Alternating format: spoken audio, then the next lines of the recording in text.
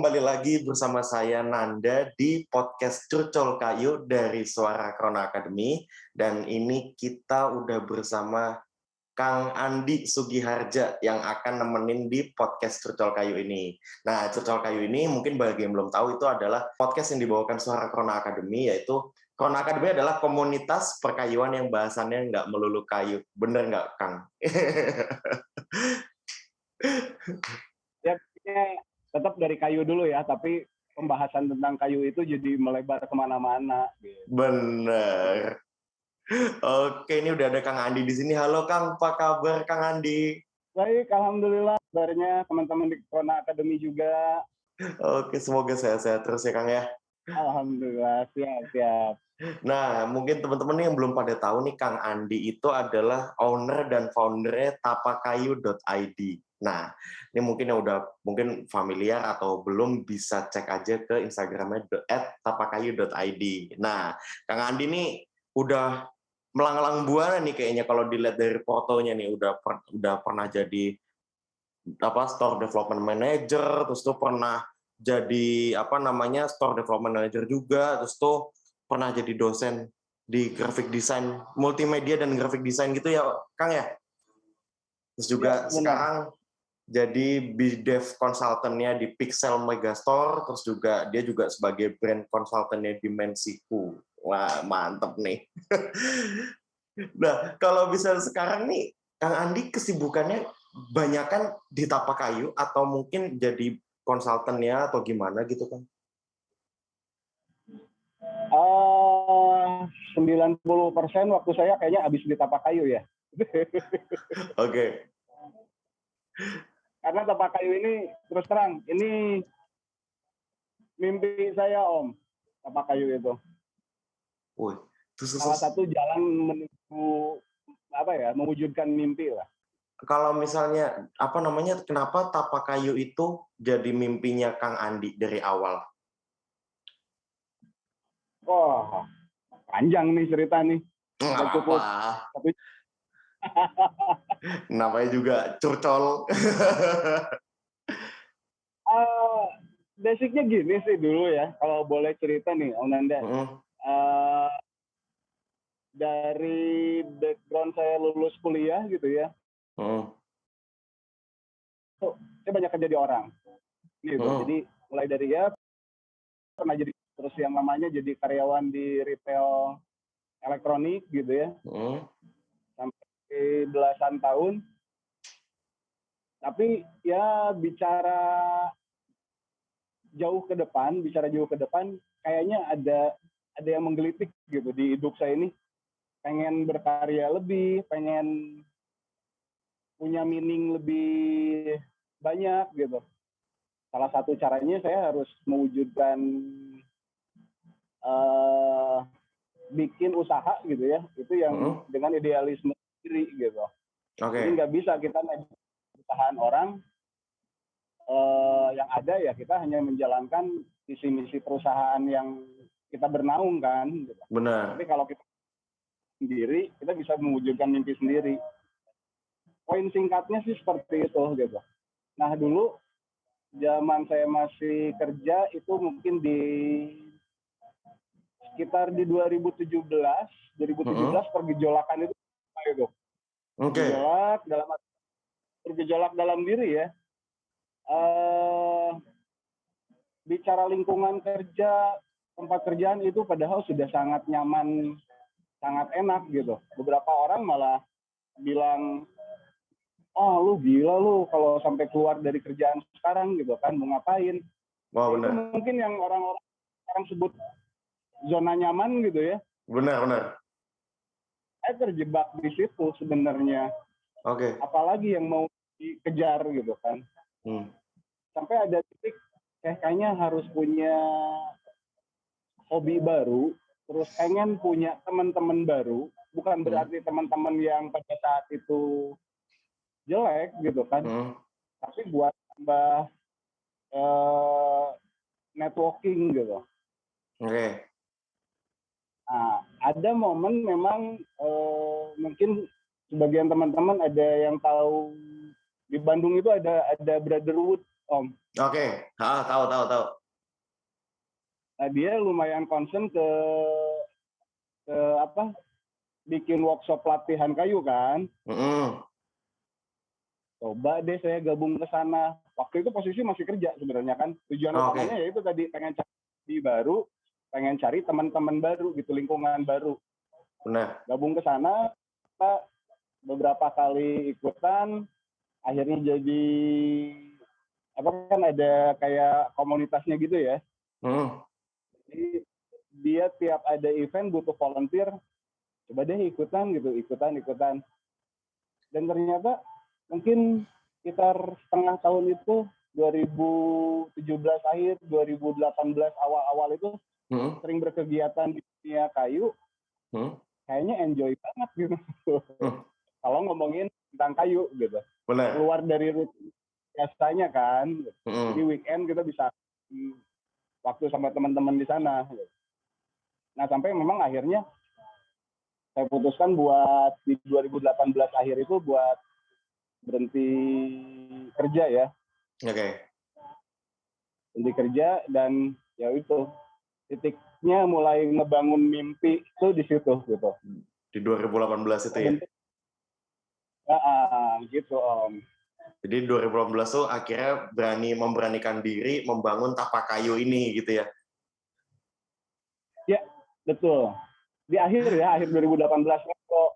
Kalau bicara mulai efektifnya mungkin 2019. Oke, I see. Paham. Karena berarti waktu 2019 akhir itu memang udah mulai coba cari tempat gitu kan, udah mulai kumpulin peralatan gitu ya, peralatan kayu, tapi belum jago Om di kayu. Oke, jadi ini mungkin yang suka jadi ini kayak ngumpulin gearnya dulu mumpung ada duitnya nih waktu itu ya gitu. Terus tapi skillnya belum banget gitu ya.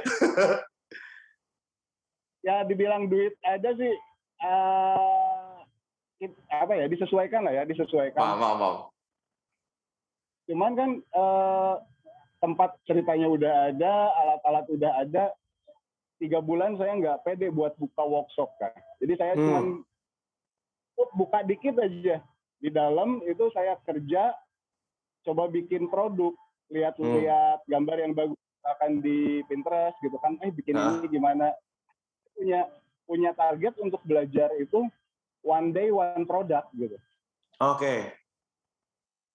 One day one product ya, bikin apa? Hari ini misalkan bikin heksagon gitu kan. Besoknya bikin wall shelf yang simple gitu. Pokoknya satu hari satu produk sampai muncul pede ya, percaya dirinya itu udah mulai oke nih, kayaknya bisa. Udah mulai dibuka tuh gerbangnya agak gede dikit gitu kan. Betul. Baru mulai tuh ada customer yang walk in, yang mulai nanya-nanya lah gitu. Ya seru lah ya. Itu seru banget sih Om. Maksudnya kayak apa ya, kan berarti Kang Andi ini maksudnya Brotherhood itu punya banyak jasa di Kang Andi lah istilahnya, kan ngajarin dari awal gitu ya. Gitu sampai bisa akhirnya bisa sampai sekarang gitu. Terus tuh dulu apa sih struggle-nya dulu pas belajar tuh Kang? Ada cerita apa gitu, cerita lucunya nggak? Cerita lucunya apa ya? Kalau bicara belajar sih sol-sol ya maksudnya. Kalau belajar kayu itu memang saya punya kesimpulan sendiri, ternyata bikin atau produksi di kayu itu tidak semudah menonton YouTube. Kayaknya enak lihat tutorial orang di YouTube bikin apa gitu. Cobain, wih. Kok hancur? Kita bikin sampai berjam-jam. Oke. Kayaknya semua gitu deh Kang. Maksudnya pun kayak orang-orang apalagi misalnya simpel ini deh lihat-lihat video masak gitu kan, kayaknya orang wah masak ini kayaknya gampang nih lihat di video di YouTube gitu, ternyata pas bikin kok gini. Orang masak kan enak ya. Iya. Masukkan ini cepet. Aduh, ya itu mungkin tidak, tapi juga jangan jadi pesimis ya, dalam artian poin saya sih yang saya pelajarin, apalagi dulu juga banyak belajar juga sama Pak Bram. Kita pernah kerja sama waktu bikin Krona Academy di Bandung gitu kan. Iya. Yang jadi concern saya sebenarnya lebih ke bicara perkayuan gitu kan. Itu memang tidak bukan suatu keharusan, tapi akhirnya power tools itu menjadi bagian dari produksi kayu kan ya. Benar. Nah, saya lumayan cerewet tentang masalah safety di kayu gitu kan. Oke. Jadi termasuk karena based on cerita pengalaman, rata-rata orang yang mengalami, yang mungkin pernah ada kecelakaan mungkin ya, kecelakaan dalam penggunaan power tools, itu biasanya dari dua golongan lah. Golongan yang pertama itu yang memang newbie, baru, tapi karena ketidaktahuannya, gitu kan? Karena tidak, biasanya itu yang ada terjadi bisa meningkatkan resiko kecelakaan gitu ya, kecelakaan kerja. Atau yang kedua itu yang di levelnya udah advance, udah expert gitu ya, jago, dia kelemahannya apa? Lalai. Paham. Jadi sudah terbiasa, ini udah biasa kerjaan sehari-hari. Justru yang paling tinggi, tapi bukan berdasarkan data saya kumpulin ya, ini hanya sekedar sharing dengan teman. Kebanyakan ya yang di kelompok kedua, orang yang memang sudah expert, sudah bertahun-tahun bahkan gitu. Nah, lama-kelamaan dia faktor safety-nya turun, jadi lebih mengabaikan lah. Gitu. Gampangin ya Kang ya? Ya mungkin bahasa lainnya gampangin. Iya.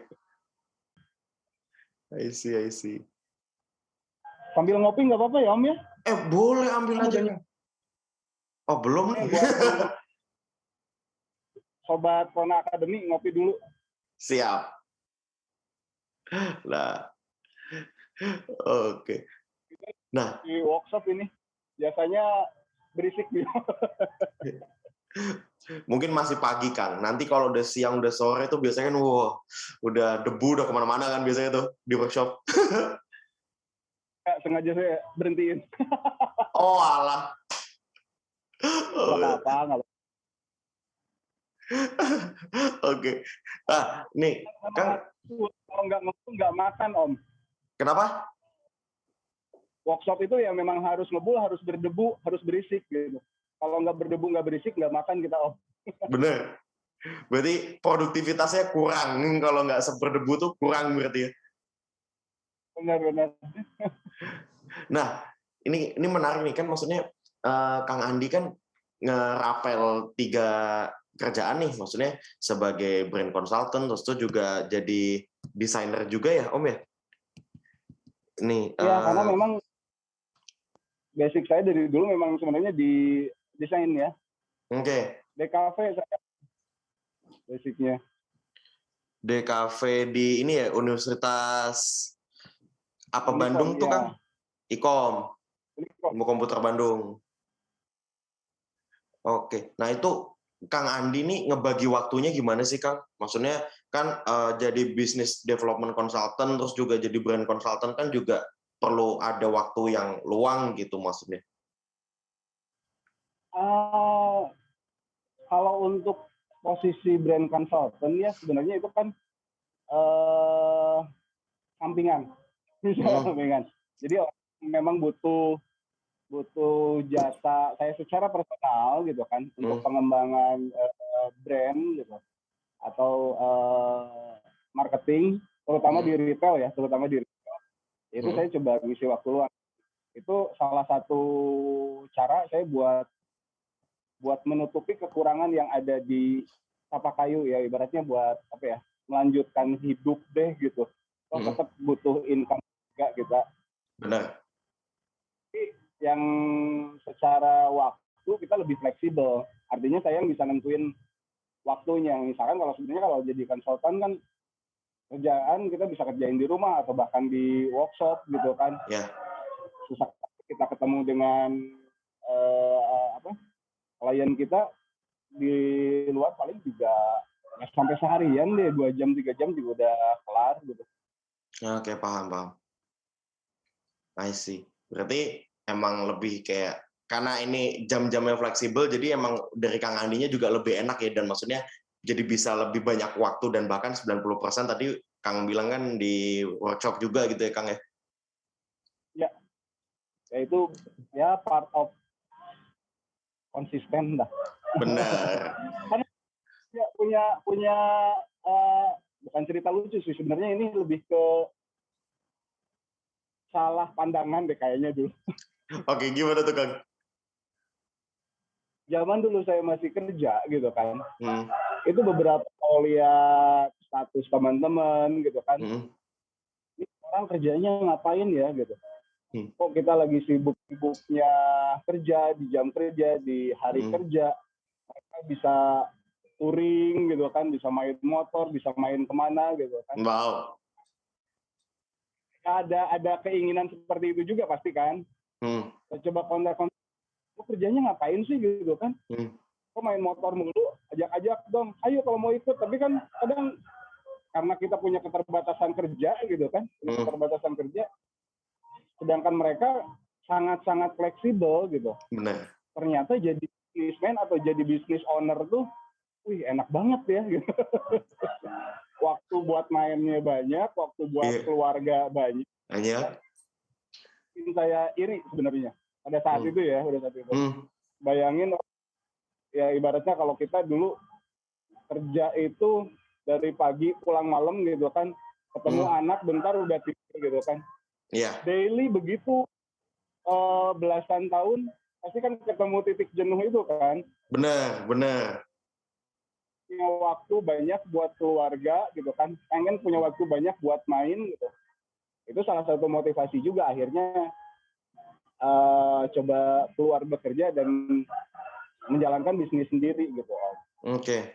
Tapi setelah dijalani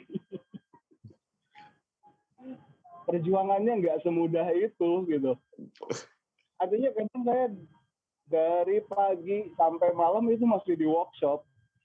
Yang tadinya jam kerja, kalau kita kerja di orang jam 8 sampai jam 5 gitu kan. Ini bisa jadi atau jam 8 pagi, kadang pulang dari workshop jam 9, jam 10 malam. Dan weekend pun kalau memang lagi sibuk dikejar deadline, Sabtu Minggu juga ya ke workshop gitu kan. Artinya ya ternyata tidak seindah yang dibayangin. Oke. Paham. Iya. Itu dari mungkin kemarin atau per hari ini mungkin belum saatnya buat saya menikmati itu gitu Om. Karena butuh perjuangan untuk membangun usaha ini gitu.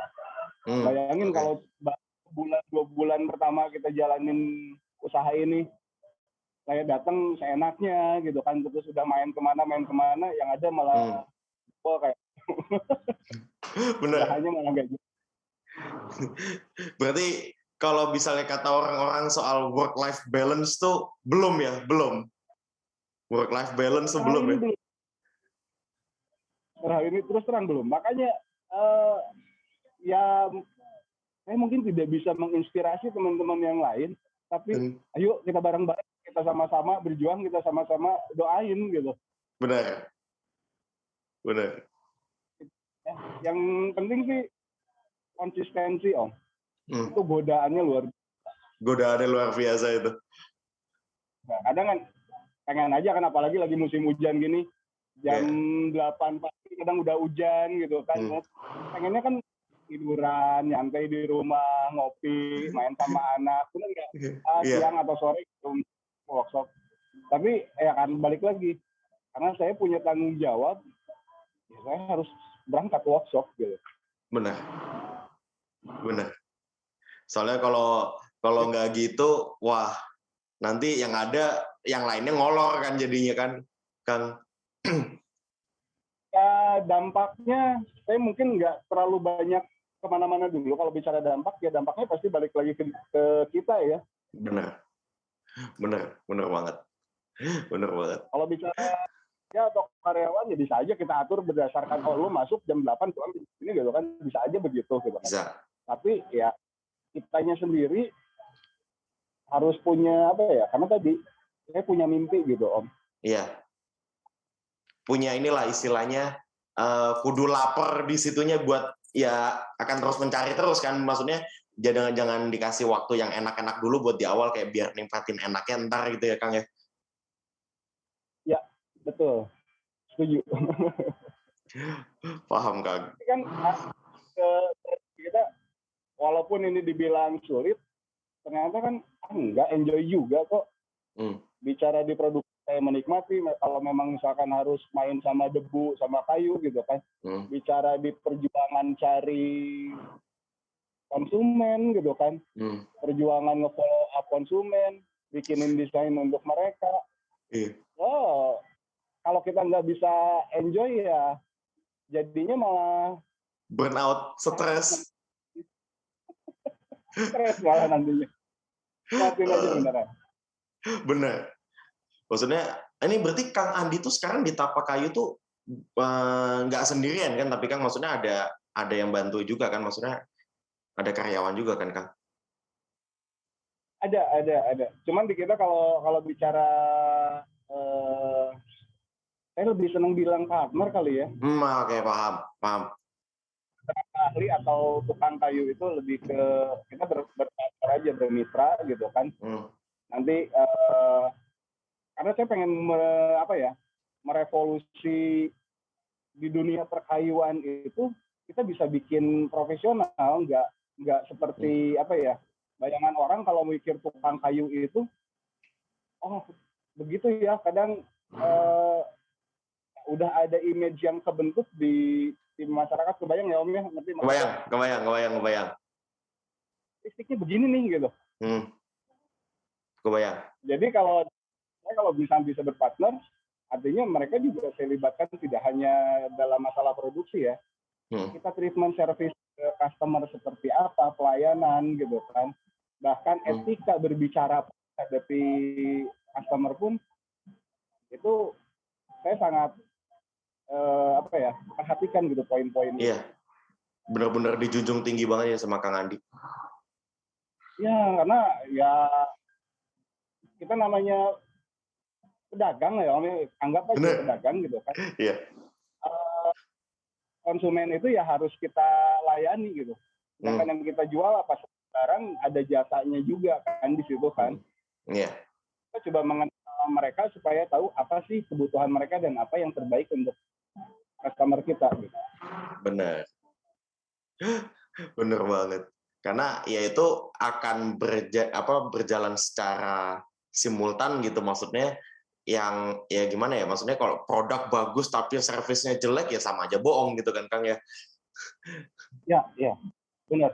Karena memang Tapak Kayu sendiri untuk menjalankan yang sekarang ya, salah satunya memang kita lebih ke, tapi bukan berarti ngunci, kita lebih banyak di custom order.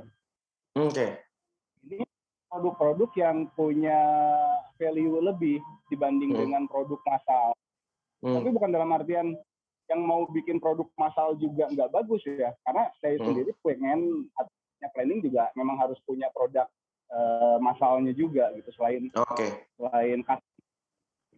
Tapi memang ibaratnya dagingnya dari 3 tahun berjalan Tapak Kayu ini memang lebih banyak di custom order. Karena unik. Dan di situ sebenarnya kalau kita bisa mengolahnya dengan baik, itu punya value lebih. Benar, setuju. Nah, ini sekarang produk yang custom itu Kang, maksudnya paling banyak pada minta dibikinin apa sih Kang? Maksudnya yang paling sering lah, maksudnya kan emang custom kan emang pasti tiap orang beda-beda nih, maksudnya cuman kayak yang paling sering di order tuh modelan yang kayak gimana, meja kah, atau mungkin ada spesifik meja seperti apa kayak gimana gitu Kang? Masih umum banget sih Om, umum banget. Karena gini, agak unik memang, ini saya cerita sedikit juga.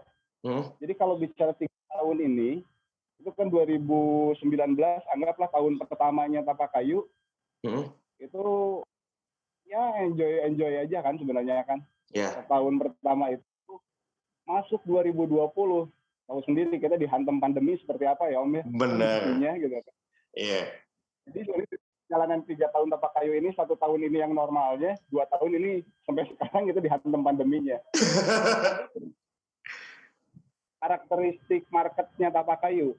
Jadi kalau di tahun pertama mungkin bicaranya 50-50 lah ya. Ada yang memang bicara proyek, ada memang bicara pengguna rumahan. Oke. Kan? Nah, di 2020 itu di Januari saya hampir berapa proyek hampir closing. Masuk Februari itu cancel semua. Ya bahasanya ada yang dipensiun dulu lah, apa gitu kan. Karena mau buka kafe, mau buka restoran dan sebagainya. Kekhawatiran pasti terjadi dong Om.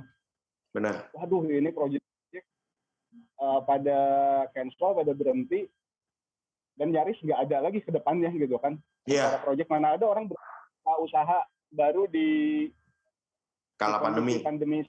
Iya. Betul. Tapi alhamdulillahnya di bulan Maret April kayaknya ada switching market. Paham. Yang mulai lain atau yang nanya lewat online pun itu banyaknya jadi pengguna rumahan. Mungkin karena orang banyak di rumah lagi work from home gitu kan. Kayaknya dia jadi kepikiran, oh iya ya, saya butuh meja kerja. Oh iya, saya butuh meja tulis. Saya butuh ini. Atau di rumah lihat apa. Artinya dalam kondisi sesulit apapun ternyata kita punya peluang gitu. Bener. Marketnya mulai switching nih ke pengguna rumahan gitu. Oh, Kang, saya butuh meja belajar nih buat anak saya. Saya butuh meja kerja buat suami saya gitu kan. Walaupun memang secara nilai nggak sebesar project gitu kan. Ya kerjaan bikin meja berapa sih Om? 400-an ribu gitu kan. Iya. Tapi daripada sampai berhenti gitu kan. Produksi berhenti, ayo ya deh kita garap yang gini-gini juga. Paham. Artinya memang jadi general, jadi umum banget gitu, jadi melebar kemana-mana gitu, yang pernah kita kerjain itu. Oke. Nah, ini semenjak market yang pandemi sekarang tuh, berarti paling banyak nih bikin meja ya Om ya? Ya, kebutuhan buat di rumah ya, meja, lemari, dipan, kitchen, macam-macam sih Om. Oke. Nah, selama Kang Andi pernah bikin customer nih, yang paling mahal Om pernah bikin produk apa Om? Yang paling mahal. Iya. Sebenarnya bicara paling mahal relatif lah ya. Benar. Bicara produk gitu kan. Jadi nilainya jadi besar itu kalau orang udah ngisi rumah, misalkan ya, oh saya pengen kamar set, oh saya pengen dapur, pengen living room-nya juga, pengen ininya juga. Oh itu. Yang tadinya kecil-kecil digabungin kan jadi besar Om. Oh benar. Oh oke. Bikin meja, anggaplah meja kerja biasa atau meja belajar anak dengan harga juta juga, ini mau diimplan apa lagi gitu kan. Harus ada apa, ada value tersendirinya ya. Benar. Kita kejar apa ya udah bikin set. Tapi deh Bu, buat bikin apa lagi. Oke. Iya. Soalnya kemarin sempat juga tuh kan podcast sama TM Wooden Art itu dia di Boyolali. Jadi dia emang bikinnya tuh artisan-artisan yang kayak ya inilah kayu-kayu rusak tapi ini jadi seni gitu kan. Tuh mahal-mahal banget itu kemarin. Yang kayak gitu-gitu tuh. Kalau bisa. Karena unik ya barang-barang seperti itu ya. Iya. Bisa sampai puluhan juta kemarin gue. Wah gila ini.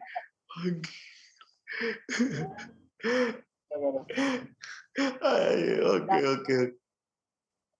Kenapa kan? Nanti juga ya pada akhirnya gitu ya, market akan melihat kita sebagai apa gitu, strength point-nya juga, dan kita juga harus bisa melihat peluang itu ya. Oh kayaknya memang ternyata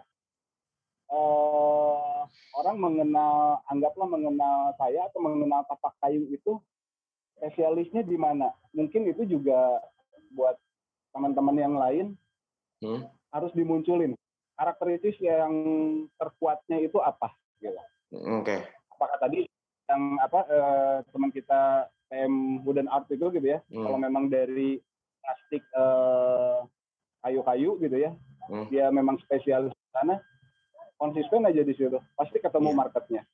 Benar. Jadi ada yang unik, walaupun sebenarnya ditanya orang, tapak kayu bisa bikin apa aja bisa gitu. Tapi harus ada yang memang nitik, salah satunya strong point-nya di mana gitu. Oke. Kamu bikin meja, mau ke tapak kayu bisa, ke tempat lain bisa, bikin ini bisa gitu kan. Tapi kalau bikin contoh ya, kalau yang tapak kayu sekarang lebih spesifik itu mungkin lebih ke kayak toko organik. Beberapa jadinya mereka kan kalau mau buka toko organik itu alhamdulillahnya kontaknya ke tapak kayu gitu kan. Iya. Kan rencana mau buka toko nih begini. Akhirnya ya itu salah satunya jadi ngebentuk brand dari si tapak kayu itu. Oke, jadi bermula dari word of mouth ya, mulut ke mulut ya, awalnya ya berarti ya. Itu kekuatan nyata ya, bukan maya lagi sebenarnya word of mouth. Iya, bener. Itu mulut ke mulut tuh yang udah paling gini lah buat brandingan tuh. Tidak bisa dipungkiri. Mulut ke mulut juga kalau bicara negatif, benar nggak? Hancur. Iya, gitu kan. Saya pernah punya pengalaman misalkan begini, pengalamannya jelek, nyebar juga, bahaya. Iya, bener. Apalagi maksudnya di kota, maksudnya di negara kayak kita gini kan, ya gosip tuh udah jadi makanan sehari-hari lah. Kalau gosipnya buruk dikit, wah udah. Dan lebih mudah kecerna sebenarnya kan yang jelek-jelek ya Om ya. Iya, bener. Jadi pepatah 1000 kebaikan kalah sama 1 kesalahan tuh bener ya Kang ya. Kita misalkan bikin produk bagus, nemu aja satu titik gitu ya, lagi kena apesnya misalkan. Mungkin kan pasti khawatirnya yang diingatnya yang jeleknya nanti. Bener. Ya itu salah satu konsistensi juga ada di situ gitu, gimana kita QC produk gitu kan. Itu juga penting Om. Oke. Mungkin ini terakhir nih dari Kang Andi, ada nggak sih tips buat teman-teman yang pada dengerin nih, kira-kira apa sih tips Kang Andi bisa sampai sekarang berani shifting total dari kerja kantoran jadi punya hobi yang jadi main job-nya sekarang gitu, ada nggak sih tips-tips dan saran dari Kang Andi nih? Apa ya? Mungkin ada semacam quotes yang bagus ya. Jadi setelah dari mimpi Om. Mimpi itu gratis, beneran. Kadang saya bingung kalau orang ditanya, kamu pengen apa? Kamu punya cita-cita enggak? Punya mimpi enggak? Dan mereka bingungan untuk menjawab itu gitu. Benar. Nah, kalau misalkan memang sekarang kita lagi kebingungan atau enggak punya mimpi, yuk kita bikin mimpi itu, bikin goal itu. Kenapa? Karena dimulai dari mimpi, kalau dipikirkan itu jadi rencana Om. Benar. Nah, rencana yang diucapkan itu jadi komitmen Om. Benar. Komitmen kalau dikerjakan jadinya kenyataan Om. Benar. Ya, itu aja. Jadi dari hal kecil, ayo dong jangan takut buat bermimpi gitu kan. Jadi mari kita banyakin tidur.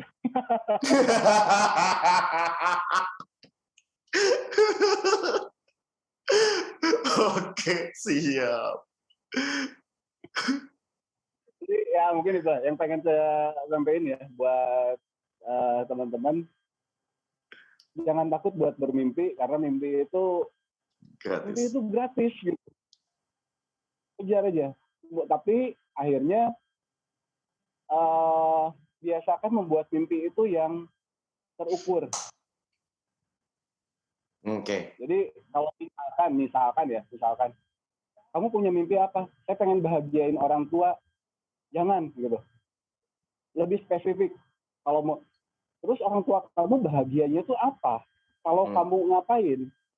Misalkan, oh iya ya, orang tua saya itu bahagia kalau dia berangkat umroh. Jadi mimpinya didetailkan.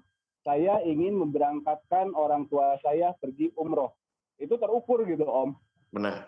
Jadi kalau tadi bicara mimpi kamu apa membahagiakan orang tua, kita agak ngeblank ya. Mau larinya kemana, mau ngejarnya. Terlalu abstrak. Terlalu abstrak, ya. Oke, Kang Andi, mungkin sampai sini dulu. Mungkin nanti di lain waktu kita bisa ketemu lagi. Aku bisa main juga ke tempat Kang Andi di Tapakayu. Monggo. Terbuka Tapakayu buat teman-teman dari Krona Academy, siapapun. Tapakayu ini pengen jadi, kita sama-sama belajar di sini. Kita sama-sama sharing di sini. Ya kita ngopi bareng lah di sini. Betul. Oke, Kang. Oke, siap.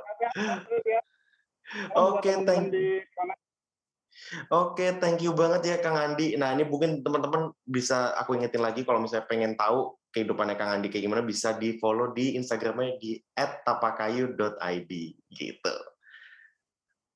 Oke, thank you banget Kang. Terima kasih banyak. Mantap. Sukses terus ya Kang.